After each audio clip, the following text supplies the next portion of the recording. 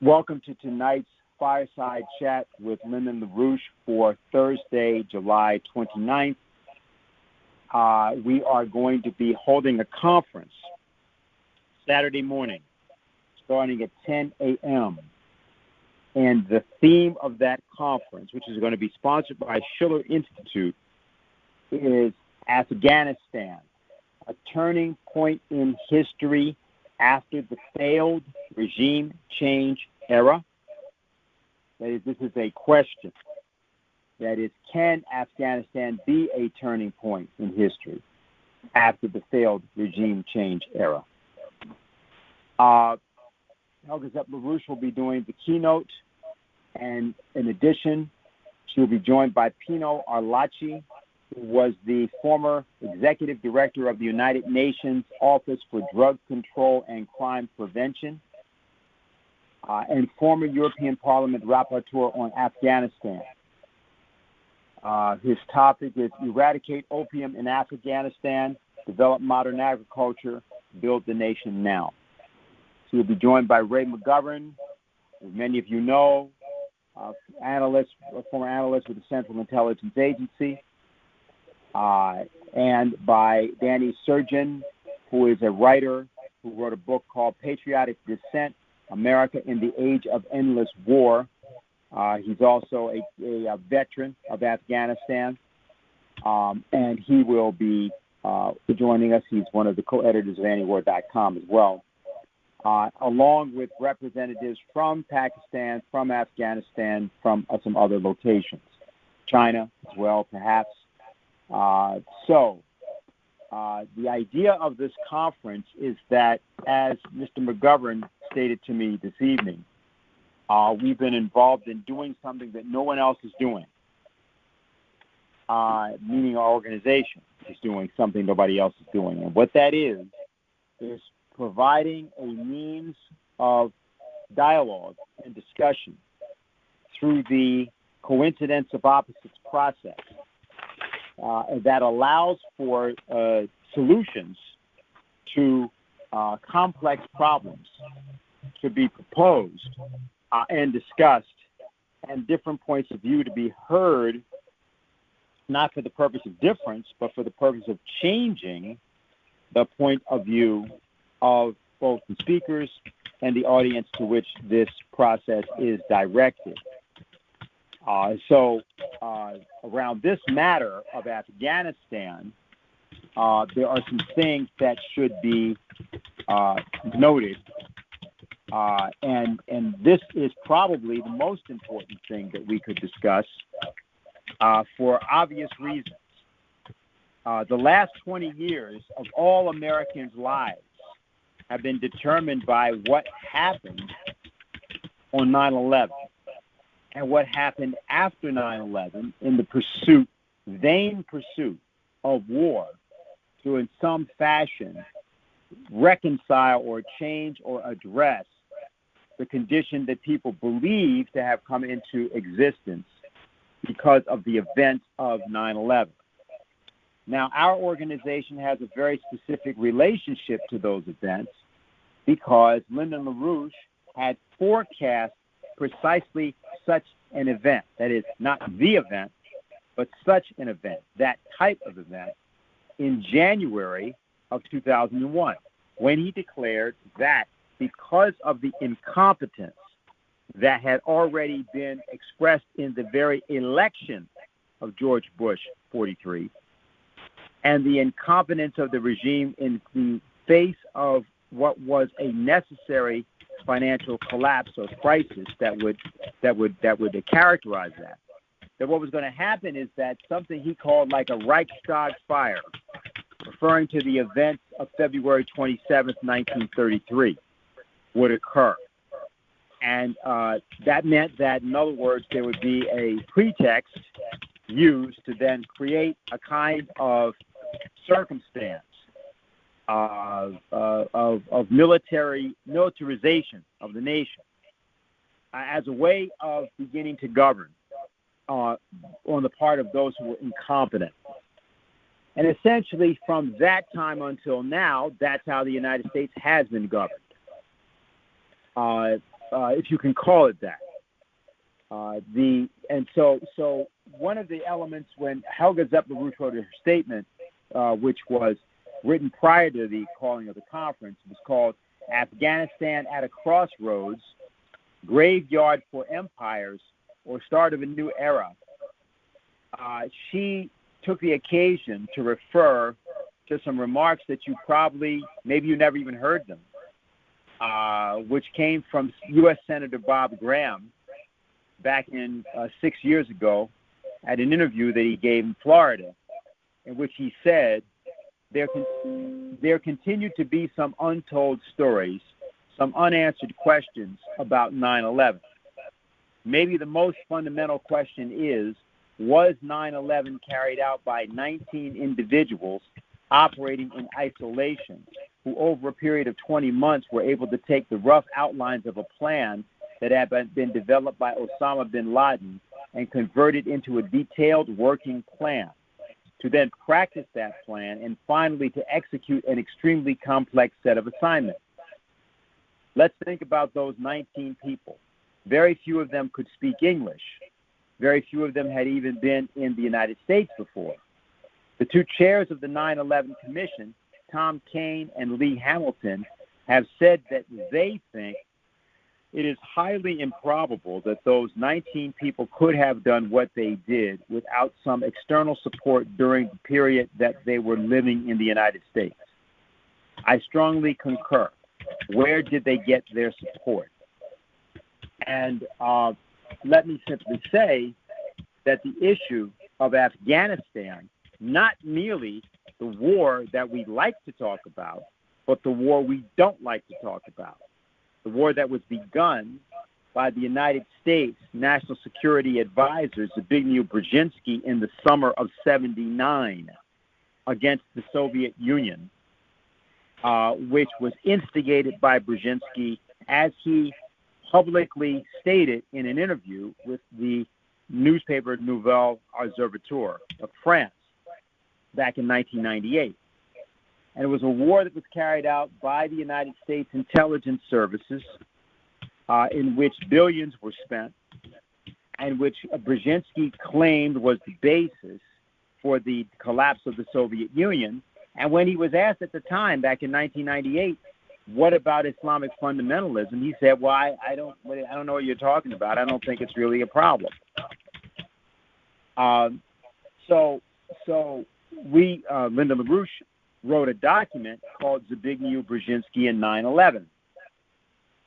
And it's a document that should be consulted, because the last 20 years of your lives, everybody's lives actually, pretty much in the world, have been shaped up until the coronavirus, that is, primarily by the events and the non-events of that time. And Afghanistan is at the center of that. We are proposing in that conference that will be held on Saturday a perspective, and that perspective is one of peace through development. Helga Zepp-LaRouche's presentation, at least, is preliminarily called Afghanistan, the Bright Future for the Coming Cooperation of the Great Powers. And the concept is that we're saying there is a basis for not merely reconstruction of Afghanistan, but because of the coronavirus pandemic as the lead part of a meltdown, of a kind of a breakdown, physical, economic breakdown of the world, which is what the coronavirus actually represents, as opposed to it being merely a weaponized virus, which it may in some fashion be. But it's not. It comes from a process completely different than that. There's a pool of these things, and they are not all chemical. They're not that. They're a product of the degradation of the world's physical economy that has been going on nonstop since the 1970s, especially including the United States, which has economically stunk for 50 years. Repeat, the United States has physically, economically stunk for 50 years. it has gone backward for 50 years. And the problem that you have is that the arrogant American self-delusion, which has to be maintained because of the problem of confronting the unchallenged cowardice of the post-Kennedy, King, Kennedy, Malcolm X assassination decade of the 1960s, demands that Americans vainly assert that they believe that the opposite is the case. They're doing great. They're doing really well. They're leading the world. Because if you didn't believe that, you'd have to face the ugly truth, particularly that has happened since 9/11. And what has happened is that people have tried to face that in some cases and in some respects, particularly people who were born after that happened. But they haven't had much leadership to do that. And so the basic idea is that we are going to try to give an idea tonight of a different Afghanistan, of something that you didn't know about. And to do that, we're going to have David Shavin take us through that and then go to questions and answers. So, David, if you're there, go ahead. All right, great. I've always had a fascination with what the Tennessee Valley Authority did for the poor areas, undeveloped areas of the United States. And countries, I grew up in Chattanooga, Tennessee, and we used to have people from around the world come into little bitty Chattanooga, Tennessee in the 1950s from different countries, Middle East, Africa, the Far East, South America, because they just wanted to see for real how this TVA project worked. One of the major applications of TVA was actually Afghanistan, starting in 1946. It was a full-fledged TVA program modeled on the TVA called the Helmand Valley Authority, the HVA. Basically started up in 1946. The king, this is after World War II. People had seen the destructive powers that could be mobilized with an American mobilization of industry. Was never been done before in the world, and anybody with half a brain could figure out that could take a look at what the United States had done, which has included damming up the Tennessee River with hydroelectric dams. It ended up being 32 dams on the Tennessee River, using it not just for hydroelectric power, but for irrigation projects, for controlling floods. Actually, in Chattanooga, Chattanooga was the area where the Tennessee Valley was the area that got flooded the most. It got flooded 4 or 5 major floods between the end of the Civil War in 1917. And the floods would the uncontrolled water, you'd have marshes, which means you had mosquitoes, which meant you had malaria and yellow fever. About a third of the population in the area was infected with malaria. It was a genuinely backward area. So in 1946, the king, what's his name, Mohammed Zahir Shah, did the obvious thing. He called upon both the United States and Soviet Union, without prejudice against either one, saying, we want to develop this land. We're looking for aid and for loans. We're willing to put in capital that we have, everything we got to make this happen. And in 1946, a company out of Idaho called Morrison Knudsen was hired to begin building a dam on the Helmand River. Morrison Knudsen was they were the company that built the famous Hoover Dam, also the San Francisco Bay Bridge. Later on, they would actually build a launch complex at Cape Canaveral. So they sent their team in. They built they recruited local Afghanis to get trained in the methods of construction, such massive construction.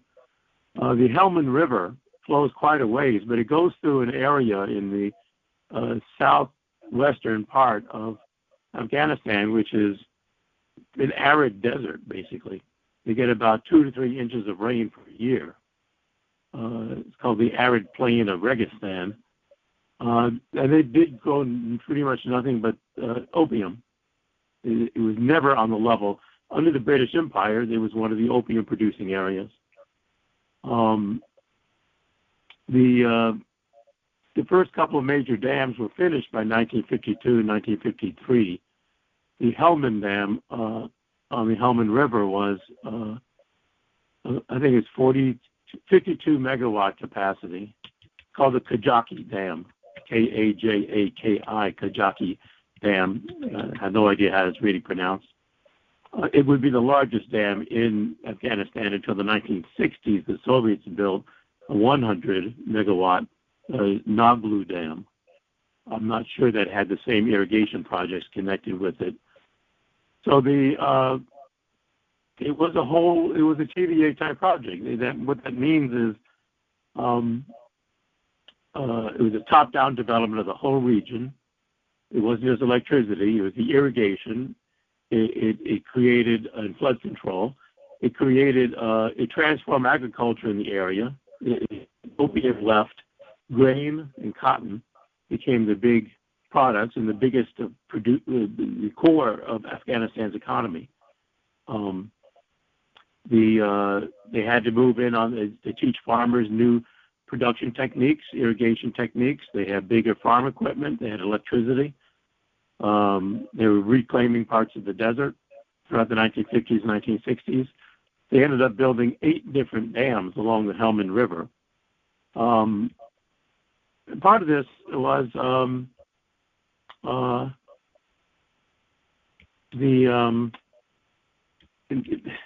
they actually just built a new city in the process. I mean, in Tennessee, they built Oak Ridge. Oak Ridge did not exist, but it existed. All of a sudden, there was massive amounts of energy, and they brought in all sorts of technicians, and it wasn't just the weapons program out of Oak Ridge. There was also a big Alcoa aluminum plant, which you could never do aluminum because you didn't have, unless electricity was way too expensive to produce aluminum. But that all changed. The economics of all that changed. In Afghanistan, at the new city they built, it was called Lashkar Gah. I'll spell it because I don't know what I'm pronouncing. Lashkar, Lashkar Gah, Gah. It was a brand new city built out of nowhere. It was on the Helmand River. The HVA, the Helmand Valley Authority headquarters, were located there. But they built in the 1950s a top-quality hospital. They built the only coeducational high school at the time in Afghanistan. They built an alabaster mosque. They only had 8,000 or 9,000 people in the whole city during this time, but they still built. It wasn't a cheap-as-you-go mosque. It was very nice. It was beautiful. The residents had modern housing, indoor plumbing, electricity. This may be a bit of a side tour, but I'll just mention it now. There was a funny British Empire response to what was going on then. Arnold Toynbee, called a British historian, but he's a classic liberal imperialist, a limp. I can go into a little bit about that, about his meetings with Adolf Hitler and his involvement before Neville Chamberlain in the appeasement of the deal they wanted to cook with Hitler in Germany in the 1930s. It's not talked about much with Arnold Toynbee, but he was a classic example. We'll get into more of that. He stumbled upon Lashkar Gah in May of 1960. He was traveling around northern India, Pakistan, and into Afghanistan, doing the normal profiling of populations, tribal populations, how you set one against the other. I should say his early career, way back in 1950, his first work that got him promoted to the British Foreign Office as a young man of 25, 26, was a book he wrote at the time, which basically just explained close attention to the Afghanistan tribes would dictate that you cut a deal with Russia to have the Pashtuns below the mountains be in the part of the British Empire. That's Kabul. It's this area. Also, we're talking about Helmand, and the areas above the what do they call it? The Hindu Kush mountains, part of the Himalayas. would be different tribes that would be connected with Tajikistan, that we let the Russians run that part of it. But for a liberal imperialist we're very civilized. We can sit down and divide up the tribal groupings. None of them are going to be developed, but we're just going to divide them up and keep the really civilized people of the world happy by being colonialists that don't have to fight against each other. They can cut backroom deals. So in 1960, Toynbee is in Kandahar, and he decides to drive down on the newly built road that the Americans had built from Kandahar to about 90 miles down the road to Lashkar-Gah. His curiosity got the best of him. What he wrote about this in his 1961 book about his travels, the domain of the Helmand Valley Authority has become a piece of America inserted into the Afghan landscape.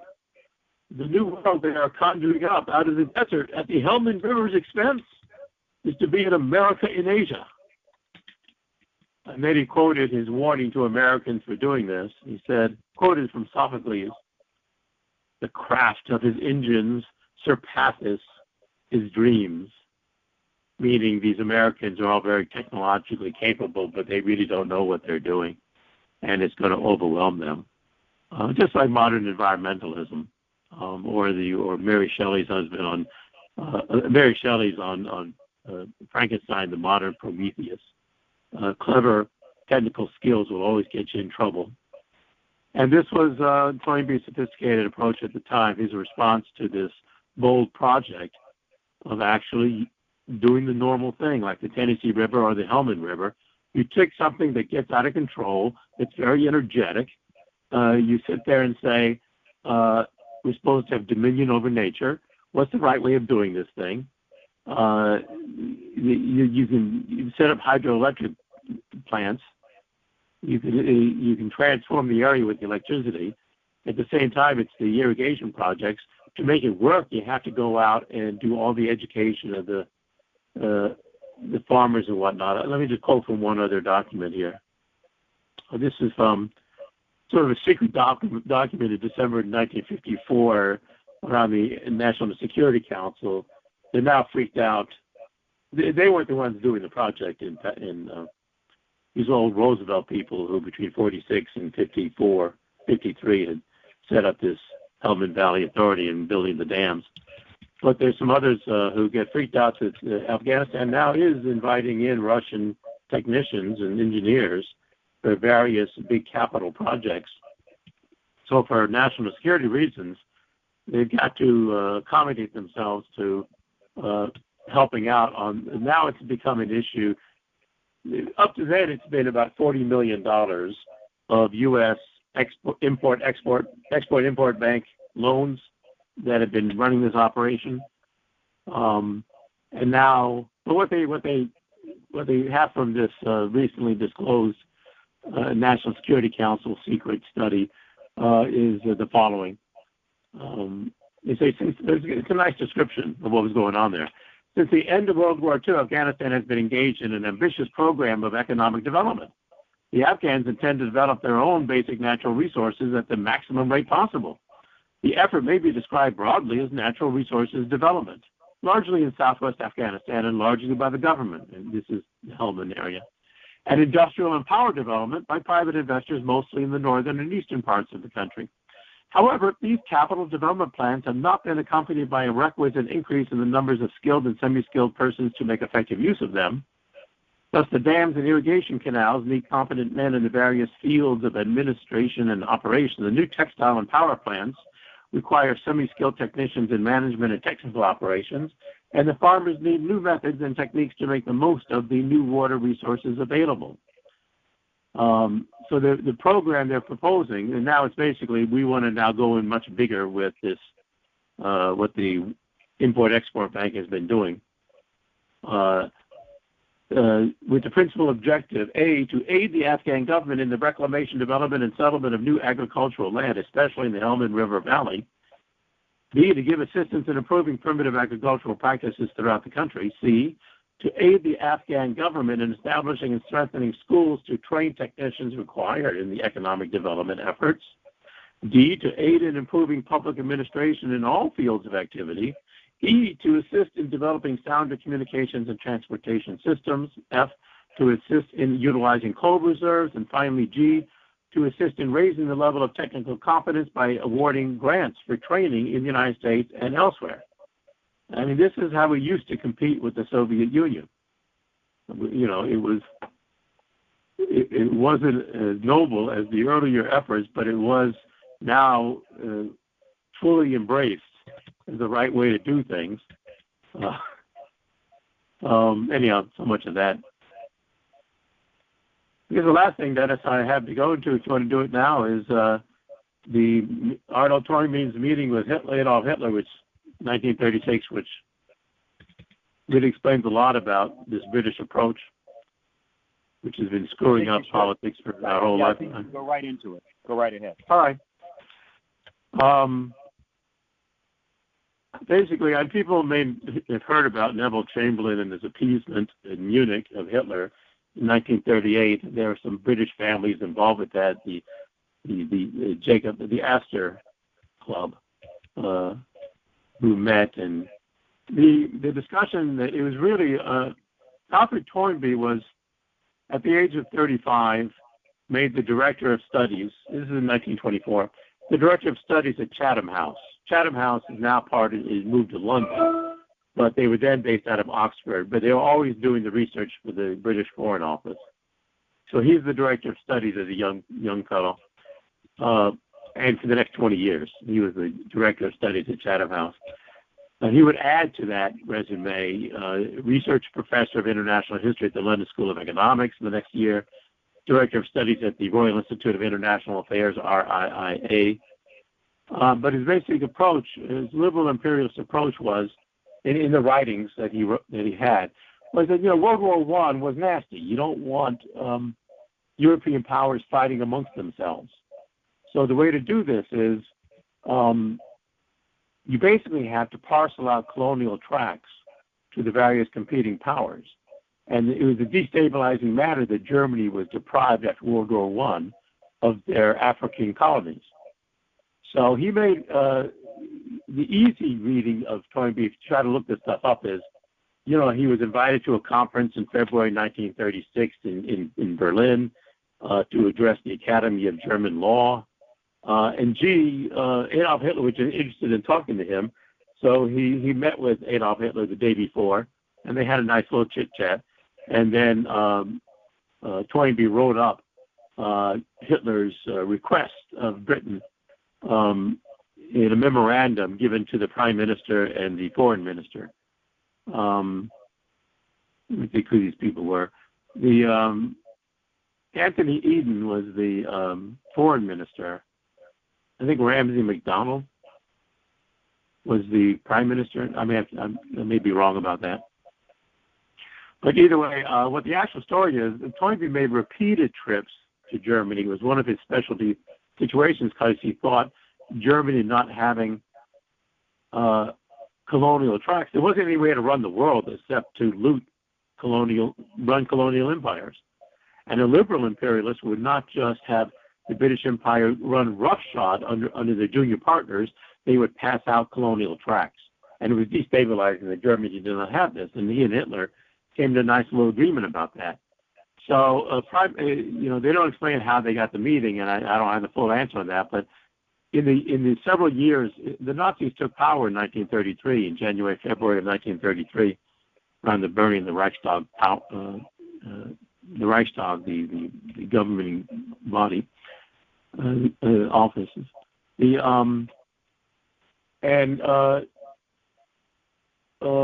Toynbee is in there talking to various characters. One of the famous meetings he had was with the infamous Alfred Rosenberg, at the time the head of the Office of Foreign Affairs. He had a lot to do with setting up concentration camps and other things. And the notes from his meeting with Alfred Rosenberg were put into English by Horst Obermutter, the head of the English department of the Nazi Party Office of Foreign Affairs. And this was also circulated among the Astor Cliveden crowd. Early on, this is 1933, 1934, And they're bringing up at that point that, well, gee, what about this problem you have expanding your living space and ready to move into Eastern Europe and Russia? And the discussions he's having with various Germans is that may not be necessary if only they could loot, African colonies, and they won't have to loot Eastern Europe. So Toynbee brought a fellow from Germany named Karl Brinkman from the University of Heidelberg for a lecture, I think it was 1935 or so, to the Astor Kleiping crowd and others. And the lectures, Brinkman, the German, the Nazi, is explaining to the British liberal imperialist, we should end naive imperialism. Simply being a superior white race is not really enough. The white race, quote, must recognize the need for conscious, strenuous action, unquote, because they're compelled by circumstances, quote, to shape what in former ages seemed to us to be the outcome of automatic forces, unquote. So what that means is the ideology is, natural selection, Darwin, Herbert Spencer, nature's cruel, the weak will be cold. Except these were automatic forces of nature. And now, beyond naive imperialism, we must mobilize the white races to actively carry out what nature tells us to by culling the weak. And in the process, by the way, the British are wrong. Colonials, you should not recruit colonials in the process of being a colonial empire to adopt Western habits. Because that's going to embroil, quote, the white race in Africa in a terrible turmoil, leading to revolutions. Because some of these people, you give them Western habits, they're going to get uppity and turn on you. So white nations should simply geopolitically divide things up in a civilized fashion. And basically, the meeting with Hitler follows from that, a couple of hours. And the content of the proposal that Toynbee brought back to the British from Hitler was, we should trust this guy. The Nazis are not as bad as their bark. Hitler desires for British understanding and cooperation in what will end up being a limited expansionist drive. And if Germany can be given her colonies back, things can be arranged. Nastier things don't have to happen. Toynbee goes on to say that the key to European appeasement and cooperation was mutual understanding and goodwill between Britain and Germany, and that Hitler, quote, emphatically disclaimed any hostility to or designs against the British Empire, unquote. They had a common interest against the non-white peoples. Hitler, quote, regarded the empire as Europe's best asset, the British Empire, as Europe's best asset for the struggle, unquote, against the rest of the world. Britain must agree, quote, that Germany must be readmitted to her pre-war share in the common colonial work of Europe, unquote. So Toynbee said, look, in spite of Mein Kampf and in spite of the Rosenberg plan, I have a very strong conviction that on this very rather vital point, Hitler was quite sincere in what he said to me, unquote. Hitler also now realized that he shouldn't confront Russia alone, and instead wished to, quote, to change his role and to appear as the good European and the associate of England. So, quote, any response from the English side to his overtures for our friendship would produce an enormous counter-response to us from Hitler, unquote. So before Toynbee actually circulates the memo, he first has a private dinner at Lord Lothian's dinner party, March of 1936. Lothian would be later become the ambassador to the United States responsible to try to delay as long as possible any invasion of Europe, to bleed Germany and Russia. So Lord Lothian in 1936 has his dinner party. Lord Astor is invited to the dinner party, and Toynbee describes his meeting with Hitler. And they all agree that this is the way to go. And the next morning they place a phone call to London to the Prime Minister, Stanley Baldwin. I'm sorry, it was not who I said earlier. The Prime Minister was Stanley Baldwin. That Hitler was acting in good faith and appeasement was the way to go. And this was the So Neville Chamberlain, I don't want to let him off the hook. But this Astor Clyde crowd, Toynbee was their key thinker and their direct negotiator with Adolf Hitler on these matters. So that's... Okay, so let me just point out that, as you said at the beginning, several people have gotten on in the last 15 minutes, that the same Arnold Toynbee you're just describing, who had the discussions with Hitler, is the Arnold Toynbee that traveled to Afghanistan in 1960 and was very critical of the American presence in Afghanistan. Correct? Yeah, oh yes. Most people are very happy to see the modern hospital, the alabaster mosque, the electricity, the success. Toynbee had a different reaction.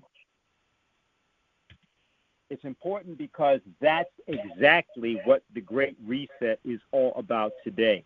And when we talk about the role of British intelligence and people's eyes glaze over because they can't understand what we're saying, believe me, the reason that people's eyes are glazing over is because that's exactly the design of the British, to control what they call the empire of the mind. And so, okay, we have this report. What we're going to do is now go to the phones. I'm going to open up the queue so we can get questions and answers in. Okay, and as we do that, I'm just going to make, again, an announcement about the conference so that people know what's happening. The conference of Saturday, Shavin Institute International Conference, Saturday, July 31st. Afghanistan, a turning point in history after the failed regime change era. And it will start at 10 a.m. And it will begin with a keynote by Helga Zepp-LaRouche, and then a series of speakers that include the former executive director of the United Nations Office for Drug Control and Crime Prevention, Pino Arlaki, Ray McGovern, analyst with the CIA for over 30 years, and someone who's spoken on our platform several times before, Danny Surgeon, U.S. Army retired, senior fellow of the Eisenhower Media Network, and the author of Patriotic Dissent, America in the Age of Endless War, and several other representatives from Pakistan, Afghanistan, China, and so on. So that's what that's who's going to be with us. And we'll go to the phones here just in a minute. Let me just say what we want you to do, because we're often asked that question, is anybody who has either knows anybody that served in that Afghanistan or Iraq, or has family that is involved in the war, anybody that was involved in or has any connection to 9/11, anybody that has any real concern about the drug trade, any of those people ought to be on, because the circumstances that we're going to find ourselves in here, and we'll talk about that a little later, are only really addressable in the way in which we're going to be posing this. So we're going to be going right now to the phones, and I will come back to make a couple points as we go along here.